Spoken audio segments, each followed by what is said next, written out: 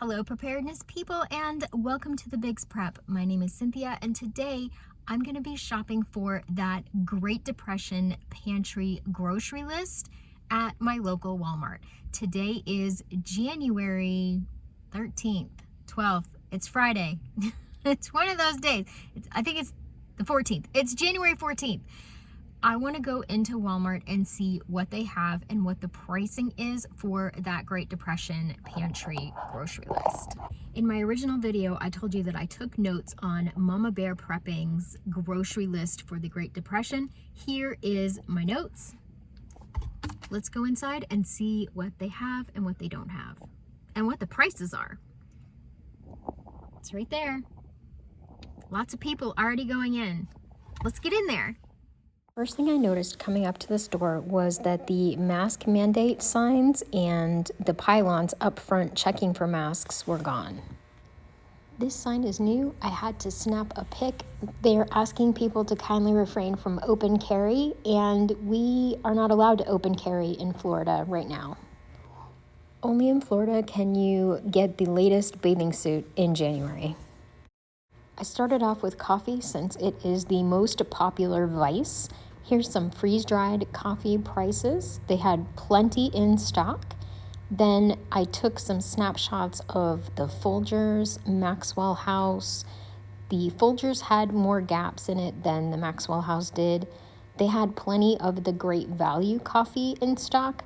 Prices are up over the last couple of years, but if you wanted coffee, you were definitely able to purchase it at my Walmart. How are coffee prices in your area? Let me know in the comments down below.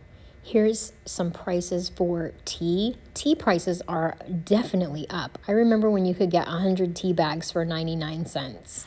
Look at the price of tea bags for making sweet tea. Insane. Peanut butter is on the Great Depression grocery list. They had plenty of peanut butter in stock. The prices have doubled since 2020 at my store. You used to be able to get a small jar of creamy peanut butter for 99 cents, and now those prices are long gone. Here's a shot of the peanut butter aisle looking very abundant, but if you look behind that first row, you can see they fronted the shelves. I was happy to see that the bean section was abundant and pretty well stocked. Prices are up approximately 25% from 2020 and 2021. My local Walmart had a variety of beans and they were decently stocked. All of the 1 pound bags used to be priced at 99 cents or lower, and now you can see that they are anywhere from $1.25 to over $2 per bag. Dried beans are a wonderful addition to any prepper pantry. Moving on to rice, they had plenty of varieties of rice. The stock was a little less abundant than the beans.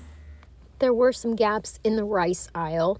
They had brown rice for a really good price. They had enriched rice, parboiled rice, minute rice, and rice mixes all on the shelf. It was nice to see that no matter what you were looking for, they did have some available. This is my favorite brand of rice, and I've stocked this before.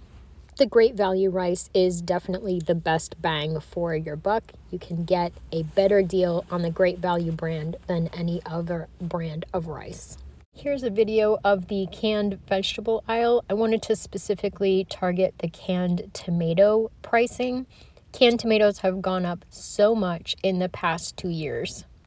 I know in a lot of areas canned tomatoes are in short supply, but they seem to have plenty of this brand of canned tomatoes. I've never tried that brand before. $1.66 for a can of crushed tomatoes is a little out of my price range. The pasta section in my Walmart looked way better than some of the sections I have seen online. They actually did have a variety to choose from and a decent amount of stock. That Barilla tricolor rotini, I know that used to be 99 cents, but you can still get the Great Value brand for 79 cents, and that is an excellent deal, especially if you're trying to feed a family.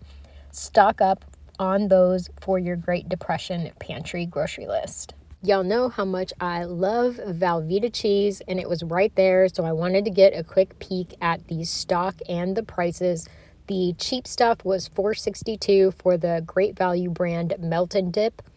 Pasta sauce, I was trying to get a close-up of the shelf right here because they're stacked too deep for the ragu. The Prego had nice fronted, and then there were some in the back. The Great Value, they had an okay amount of stock.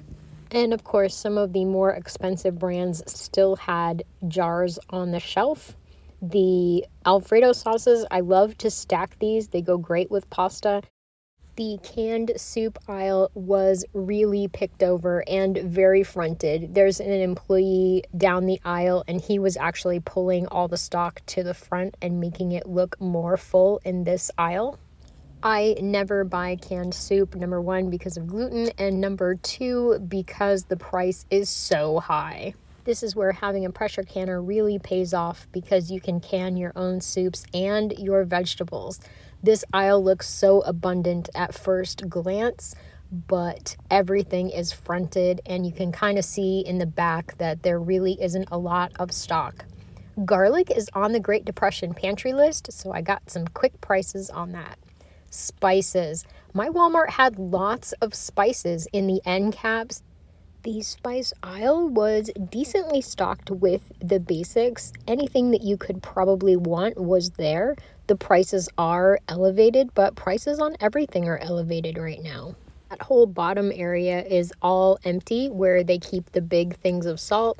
I love this pink Himalayan salt for $1. I wonder what the price of that will be next year. Having a robust amount of spices will definitely help keep your prepper pantry staples tasting delicious even through a crisis. I came across this big bin of spices, 97 cents each, and they had all kinds of different varieties to pick from. These smaller sizes are great for long-term storage if you have a smaller family or if it's just you at home. Either way, these are a great value for your money. Let's talk about potatoes. Potatoes were one of the top items on the Great Depression grocery list. Here are a bunch of instant mashed potatoes, some canned gravy. Another thing that was on the Depression pantry list was packets for gravy and things like that. Those are located in this area as well. If you wanted a can of beef stew, it's slim pickings at my local Walmart. The beef stew was really a low stock. I did spy these chicken and dumplings that I know Linda's Prepper Kitchen also stocks. They had a really good supply of canned spaghetti, canned meatballs, canned pasta type stuff at 97 cents each. It's a great heat and eat meal. I don't know what those Great Value ones taste like for 74 cents, but I can't imagine that they're really all that delicious. Here's a little shot of the canned meats. Canned meats were in decent supply.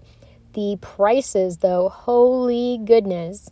A Spam for $2.28, the Great Value kind. That's not a bad deal. I actually picked one of those up because I want to do a video soon where I taste test all kinds of different Spam. There's another item that Linda's Prepper Kitchen taste tested for me, the Banner sausage. I didn't pick one up. I couldn't believe that Vienna sausages were 60 cents for one little can. That's crazy. Then I went to check out the canned chicken prices, $2.44 for a small can of chicken in water.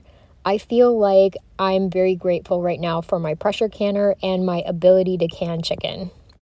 Chunk light tuna in water, 72 cents a can. That's not bad. We'll see what the price looks like in 2023. Here's some canned chili with beans. They had a decent selection. Next up is the juice aisle, and juice is one of the items on the Great Depression pantry grocery list. Juices are hit and miss. They had some kinds where they had a lot, and then other kinds where it was totally empty. The Kool-Aid type individual packaging for kids for their lunchbox, or adults, I guess, with a high amount of plastic packaging were almost gone. It was pretty crazy, but plastics are in short supply right now. Here's a wide shot of the canned fruit. Hit and miss again. A lot of the same item is put over and over and over again to make the shelves look fuller. This end cap was stocked with 98-cent cans of pasta. I wanted to check on the butter. $3 a pound is what we're paying for butter pretty much everywhere. What are you paying for butter in your area? Let me know in the comments down below. The dairy section, they had almost no half and half. I love half and half. Here's a shot of almond milk with the pricing just because some people can't tolerate dairy. A gallon of milk was $3.12 for whole milk, 72 cents for these tomatoes, which is much better than the 96-cent price. This is the first time in a long time I've seen a 25-pound bag of sugar, $12.78. Powdered sugar coming in at a pricey $2.56 for a regular size bag. 10-pound bag of sugar, $5.14. That's a good buy. I took a shot of the canned milk because canned milk was very popular during the Depression. They used it a lot for children because they didn't have access to traditional refrigeration like we do today. They had quite a decent selection of powdered milk for the first time in a long time, and the shelf-stable milk was $2.57. Up next, pancake mix. This is on the Great Depression grocery list. You definitely need some complete pancake mix if you're going to have a Great Depression pantry. Took a shot of this yeast right here, and make sure that you stock up on your flour. $1.56. That's still really cheap. Here's an overall shot of the warm breakfast items. A warm breakfast can make all the difference to having hungry children for the rest of the day.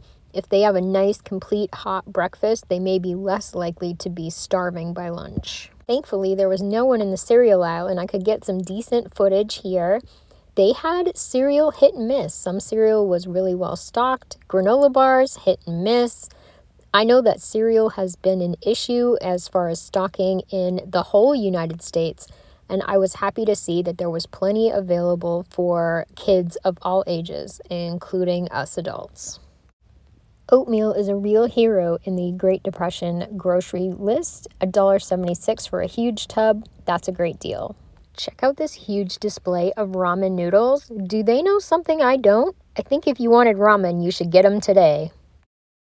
When I turned down the toilet paper aisle, I could not believe my eyes. I have not seen this much toilet paper and paper towels since January of 2020.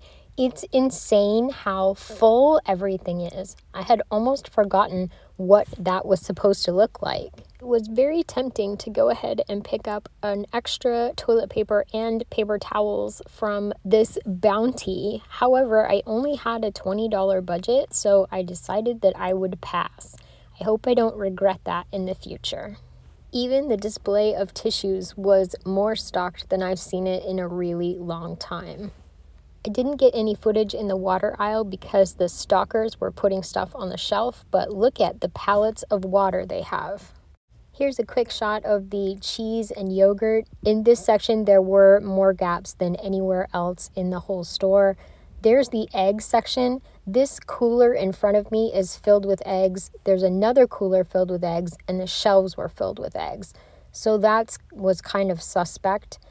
There are a few gaps in the sour cream and cream cheese and things that we've been seeing all over the whole United States. The juice cooler looked fairly full. I was really happy to see such abundant stock in a Walmart. Just remember that we have no mandates. It's like 2014 in Florida. There are no restrictions.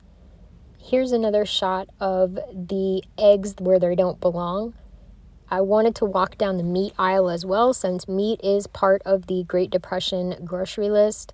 While this cooler does look fairly sparse, I have to say that compared to some of the other videos I have seen on YouTube and Instagram posts for empty shelves, ours was not really that bad. We had chicken, which I have seen videos with the chicken completely wiped out. I did decide to spend part of my $20 grocery budget on a pack of these chicken breasts. There were 6 chicken breasts in the package at $1.99 a pound. I thought that was a great price and I needed to buy it when I saw it. The bacon section was fairly full. Prices are definitely up. And then we go down to the prepackaged lunch meats and things, Lunchables and things like that. There are gaps because that is a nationwide shortage no matter where you go. Just rounding out a shot of the cheese. Cheese had some gaps, but honestly, it wasn't that bad in my opinion. Here's a fifth cooler filled with eggs. It's so crazy. They had so many coolers filled with eggs. I did do a quick shot of this end cap of ice cream. I didn't go in the frozen food section because I didn't need anything, and I don't normally buy prepackaged frozen items. The produce section didn't look that bad. These bins used to be a lot deeper though, and they are very, very shallow. Those oranges were so expensive at $5 for a bag. They did have onions. Last time I went to Aldi, they did not even have one onion in the whole store. It was insane. $2.88 for onions. That's not really a great price, but it's not the worst price I've ever seen either. And these were grown in the United States. During the Great Depression, potatoes and onions were staples in many households. You can see some gaps in this section, so if you see potatoes and you need potatoes, you need to grab them. Bananas were actually down 4 cents a pound this week. This end cap of potatoes was a pretty good deal. I realized in editing the video that I deleted my outro where I got back in the car and I was talking about how much toilet paper there was and how exciting it was. But anyway, thank you so much for watching and supporting my channel. I hope you enjoyed the video and all of that toilet paper. Thank you again, and remember everybody, I'd rather be a year early than a day late.